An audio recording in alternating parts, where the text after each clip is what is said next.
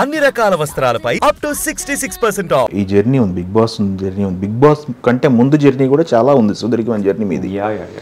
చాలా జర్నీ ఉంది. ఫస్ట్ అసలు మీరు జర్నీ దగ్గర నుంచి మొదలు పెడితే చైల్డ్ ఆర్టిస్ట్గా చేశానన్నారు, చైల్డ్ ఆర్టిస్ట్గా చేశారు. ఒక సినిమా చేసినట్టున్నారు చైల్డ్ ఆర్టిస్ట్గా. థియేటర్స్ చేశానంటే థియేటర్స్. మూవీ అయితే ఫస్ట్ రాజ్ కుమార్డేనా? మూవీ ఫస్ట్ శ్రీ సాయి మహిమ అని చేశాను. ఓకే. సాయిబాబాది. అందులో వాళ్ళ మేనల్లుడు దగ్గర చేశాను. తర్వాత కమర్షియల్ ఫిల్మ్ అంటే రాజకుమారుడు సినిమా కూడా ఎందుకు వచ్చింది అంటే, అప్పుడు రాఘవేంద్ర గారు పరదేశీ సినిమా తీశారు. దానికి ఒక 10 మంది అమ్మాయిల్ని 10 మంది అబ్బాయిని సెలెక్ట్ చేశారు. వచ్చిన అప్పుడే ఒక 4-5 లక్షల అప్లికేషన్స్ వచ్చాయి. అందులో 10 మేల్ 10 ఫీమేల్. అందులోనే మీరు శివాజీ గారు కానీ ఇలా చాలా మంది ఉన్నారు అనమాట. అమ్మాయిల్లో అయితే లయ గారు, ప్రత్యూష గారు, ఝాన్సీ గారు, వీళ్ళందరూ అనమాట.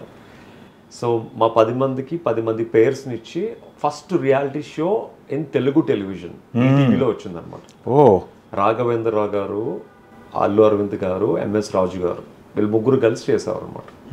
అప్పుడు మాకు చాట్ల శ్రీరాములు గారు అని ఒక యాక్టింగ్ టీచర్ ఉండేవారు.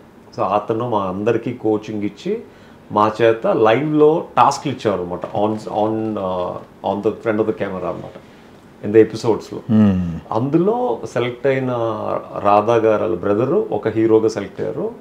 మళ్ళీ ఇంకొక హీరోయిన్ వాళ్ళ బాయ్ ఫ్రెండ్ ఒక హీరోగా సెలెక్ట్ అయ్యారు. సో వీళ్ళిద్దరు 2 కపుల్స్తో షూటింగ్ చేశారనమాట. సో తర్వాత సినిమా అయిపోయిన తర్వాత నేను మళ్ళీ వెళ్ళి కలిస్తే అప్పుడు గుర్తుపెట్టుకుని నాకు రాజకుమారుడు సినిమాలో Mahesh Babu friend character offer చేశారు. సూపర్. రాజకుమారుడు సినిమా అంటే మహేష్ బాబు గారి కెరీర్ హీరోగా ఫస్ట్ మూవీ అక్కడ మహాబలేశ్వరంలో ఆల్మోస్ట్ లైక్ అక్కడ కూడా 1 month షూటింగ్ చేశాం అనమాట. మహాబలేశ్వరం సీక్వెన్స్ అంటే అది ఓకే. ప్రకాష్ రాజు గారు ఆ సీక్వెన్స్ కోసం మహాబలేశ్వరం వెళ్ళాం అనమాట. సూపర్. మంచి జ్ఞాపకాలు ఉన్నాయి. అప్పుడు ఎలా ఉండేవారు మహేష్ గారు? He's very very jovial. ప్రతిరోజు షూట్ అయిపోయిన తర్వాత తన రిసార్ట్కి అందరినీ పిలిచి వాళ్ళ అమ్మమ్మ గారు ఆవకాయ పచ్చడి పంపించేవారు అనమాట. ఆవకాయ పచ్చడి మాకు అందరికి పెట్టి టేస్ట్ చూపించేవారు అనమాట.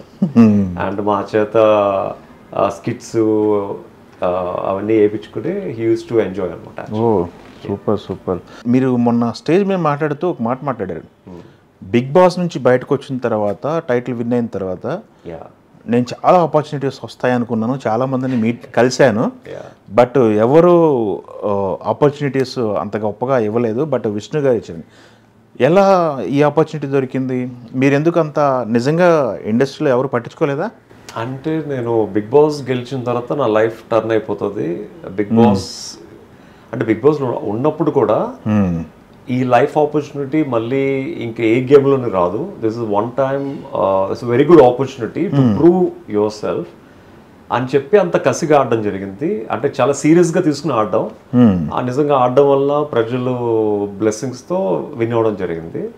సో విన్ అయిన తర్వాత నాని గారు ట్రోఫీ ఇచ్చిన తర్వాత ఒక మాట అన్నారు, కౌశల్ నువ్వు బయటికి వెళ్ళు, డైరెక్టర్లు ప్రొడ్యూసర్లు అందరు నీకోసం క్యూ కట్టారు అని.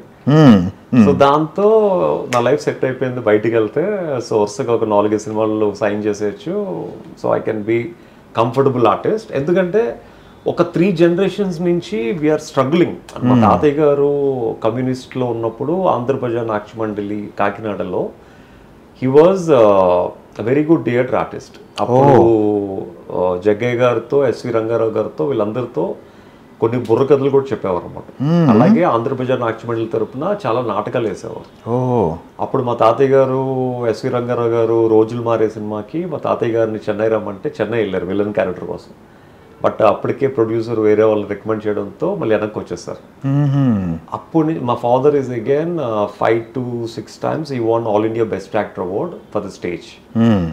సో నేను చిన్నప్పటి నుంచి 4 years నుంచి I'm acting along with my father for theatres అనమాట. సో ఆ 2 generations సక్సెస్ కాలేనిది బిగ్ బాస్ తర్వాత maybe my life will be settle. ఆ 2 generations సాధించలేనిది నేను సాధించవచ్చు అన్న కసితో ఆడాను. బయటకు వచ్చిన తర్వాత ఆపర్చునిటీస్ కూడా అలాగే వస్తాయి అనుకున్నాను. బట్ బయటకు వచ్చిన తర్వాత అంటే మేబీ